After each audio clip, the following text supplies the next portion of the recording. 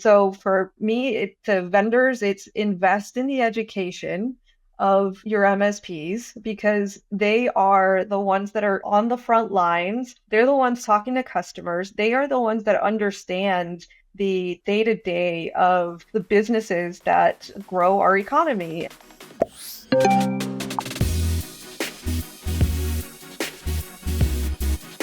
Hey, Channel Insiders, I'm your host, Katie Bavoso, and welcome back for part 2 of my interview with Nancy Henriquez. Be sure to head on over to channelinsider.com to catch up on part 1 if you haven't already done so. Today, we discuss what Nancy learned about the IT channel and about what MSPs really need from their vendors while working for a prominent IT vendor startup. Plus, what she says newcomers to the IT managed services industry should look for in a peer group and what to consider when creating partnerships.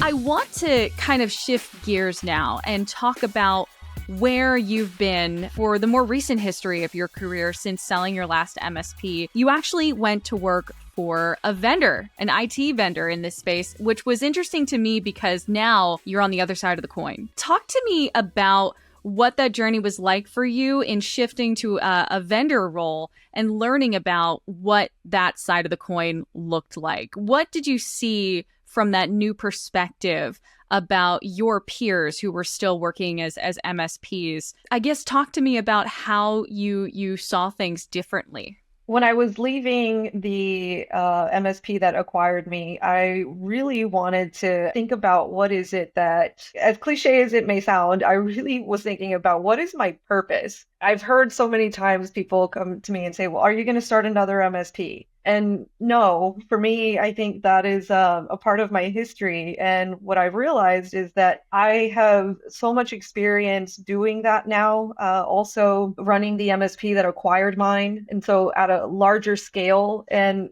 I have so much to give and so much to offer to help other MSP owners not make the mistakes I did or to help them get to another level faster than I did, whatever that may be.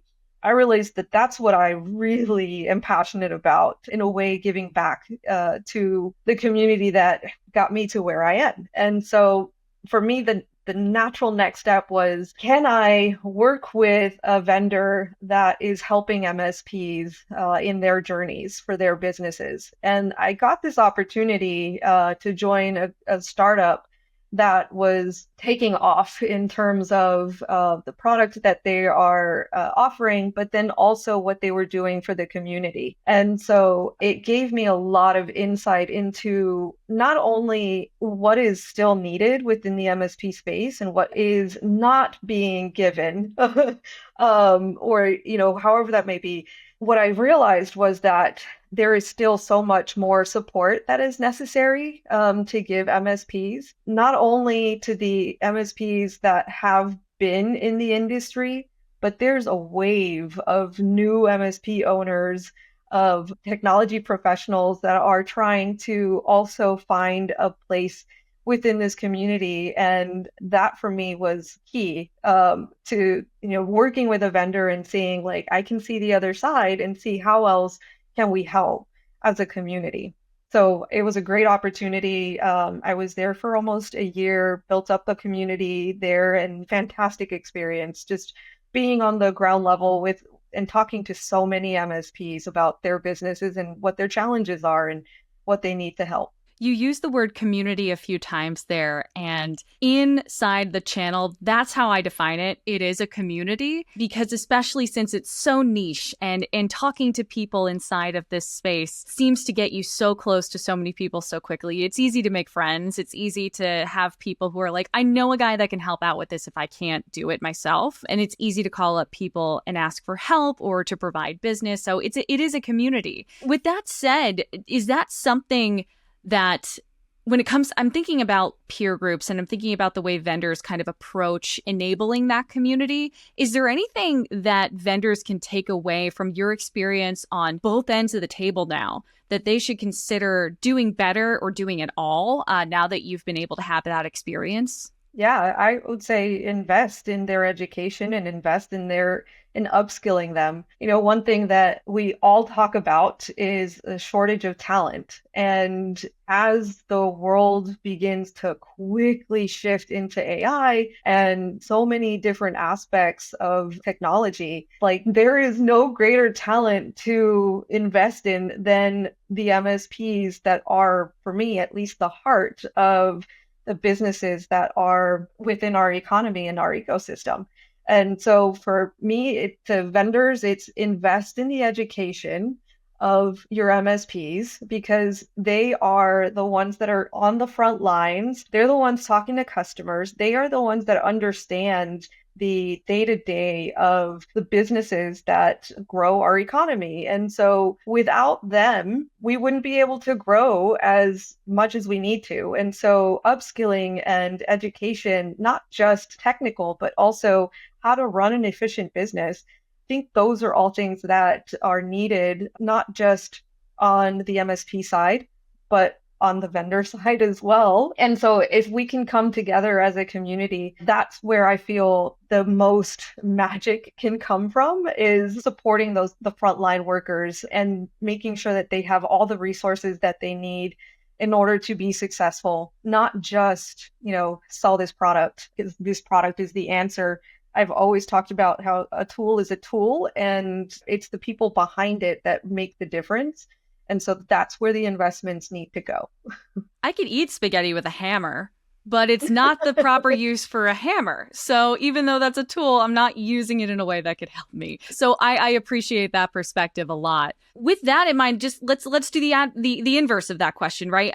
For MSPs, whether they're starting their business or they've been in the business for a while and now they're looking for that community. I hear time and time again, find a mentor, find a peer group, find your community, find your friends, go network. What would you advise an MSP just getting their feet wet in this space with the community as far as when they're searching for a peer group to start up with? Because we both know some folks who are like, they are the faces of peer groups, or they are like peer group warriors, where they have their LinkedIn pages are just chock full of boards and peer groups that they belong to. So somebody who is like, that's intimidating, what do I need to look for to just go to my first one? What would you tell them to look for in that peer group? One, be aware of all the different types of communities and groups that are out there within the space. I think that's the very first thing, is understanding or realizing that there are so many different groups to help. And just like high school or any other time, you're not going to fit into every group, and that's okay. You have to find one that is right for you, that you feel comfortable in, that you feel safe in, because at the end of the day, feeling comfortable and safe is actually going to let you be more open. And once you are more open to talk about your problems, your challenges, what you're facing, then that allows you to receive help from others in the same way. And so I think that it's not a matter of go to all or however it may be. It's about finding the right community for you where you feel comfortable in. And there's a ton of communities out there. And so yeah, that's the advice I would give. And I would say, even if it is just one that you're starting off with, and even if you are starting off as a wallflower, that's okay. Find at least one friend during that, and I guarantee that that is like the start of changing your business. At least it was for me. And so I'm a huge and firm believer in having all the support around you, whether it is mentors, coaches, peer groups, whether it's a community, whatever that may be. Those support systems are what, to me, just will create such a huge difference for your business. So whether it's one or a few, just join one. Even if it's a wallflower to listen at first, it's okay. That's fine. Just start somewhere. Starting is the best way to start. Yeah, doing it is the best way to start, for sure. I want to put you on the spot and see if you're comfortable answering. Are there any peer groups that you personally love? I do. I've been through several. And so that's also something that I would actually say is it's okay to move from different groups. And so I do have a favorite, which is my OG group. I would say my Goldman Sachs 10,000 Small Business Program. It's not an industry one, but it's a peer group of CEOs and things like that. And we've just become such fast friends. It's 10 years now in the making, I guess. And so relationships get built through that. And that's my favorite outside of the industry. Inside the industry, I would have to say I don't I don't think I have a favorite. I'm not going to pick a favorite in the industry, but there's so many good ones out there. I believe you. I believe you. And thank you for giving me the answer that you did. So going from there and going back into the MSP side of the business and thinking about where that business goes from here, just now that you've taken a step back and you've looked at your own career and you've looked at what other people are doing in their career when they look for a vendor or look for a peer group, is there anything that you would say the MSP industry needs to do better or maybe start doing or kind of shift their thinking around? I'd love to just kind of get your take in where they can go from here to improve, grow, and continue to serve the customer base. I love that question. So I have to say, and maybe this is my somebody used to call it this is like the kumbaya part of you, where I just want to hug the world, right? And I feel like there is space for everyone, and there's plenty of business for everyone. So I think that what is missing, and we're heading in that direction, right, in our space, is collaboration over competition.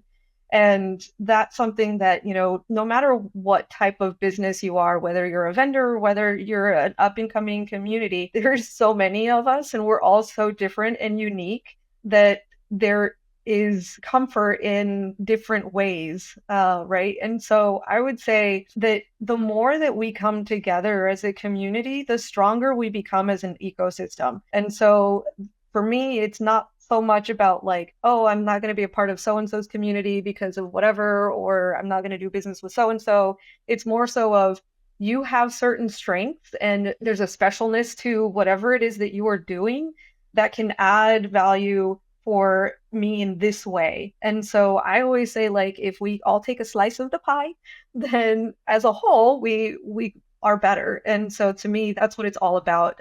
Not just the vendors, not just MSPs, but together as a whole. I love that. I want to hug the world too, Nancy. Maybe we could both get our hands around it if we combine forces like that. One big hug. I love hearing about that. I have a bit of a curveball question for you. That was something I was thinking about because, again, you have a lot of experience in this space, going from break fix to MSP to vendor, and you've experienced it all. In a world of marketplaces, in a world where you can go and get anything that your clients need, do you think you'd partner with many different hardware and software vendors if you were to go back and create another MSP? Or do you think you'd do a select few? I really want to know if, like, should your line card be, boutique with big abilities, or should you just go hard and just partner with everybody? What does that look like to you?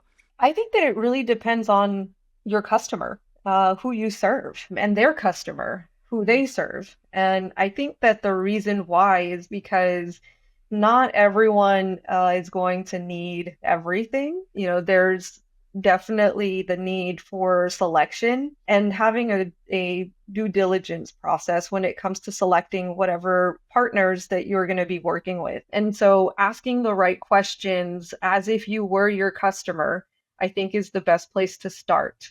And that is one of the things that now, customers are a lot more educated nowadays as well. And so those questions are going to come up in the sense of, who are you selecting to be in my environment? And how are you selecting them to be in my environment?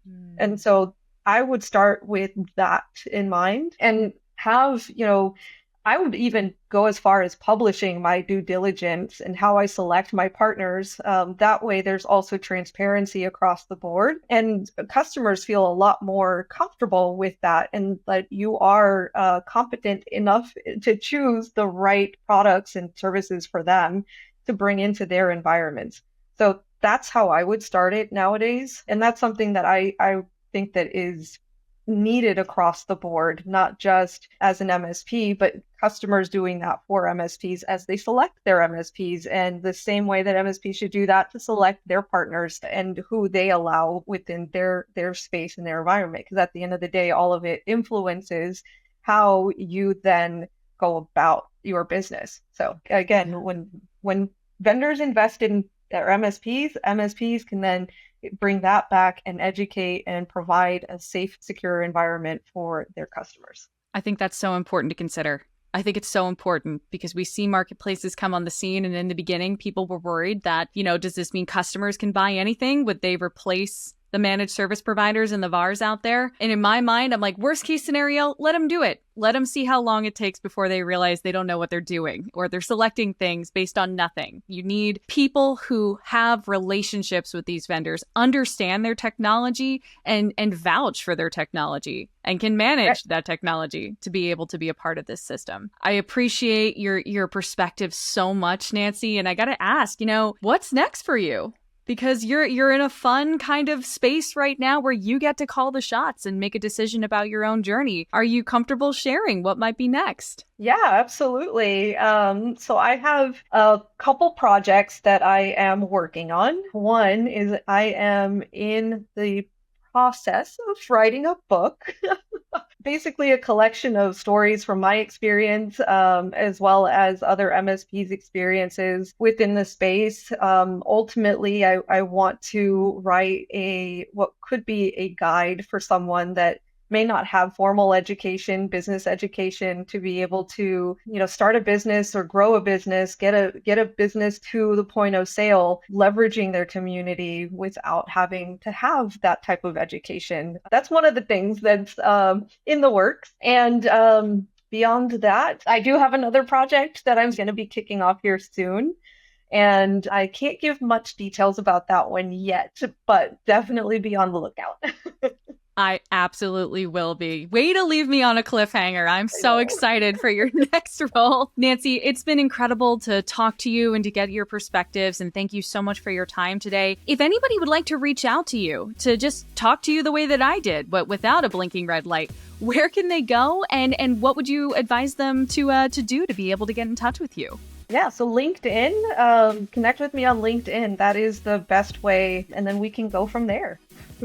Love that. Nancy, thank you so much for your time today. I wish you the best in the rest of 2024, and I'll be watching. Thank you so much. Thanks again to Nancy for joining me, and thank you for watching or listening. Head to channelinsider.com to check out all episodes of Channel Insider Partner POV, or head to our YouTube page at youtube.com/channelinsider_news and trends. You can listen to us on your favorite podcast platform, but don't forget to like, subscribe, and follow wherever possible so you never miss an episode. Once again, I'm Katie Bavoso, and I'll see you next time.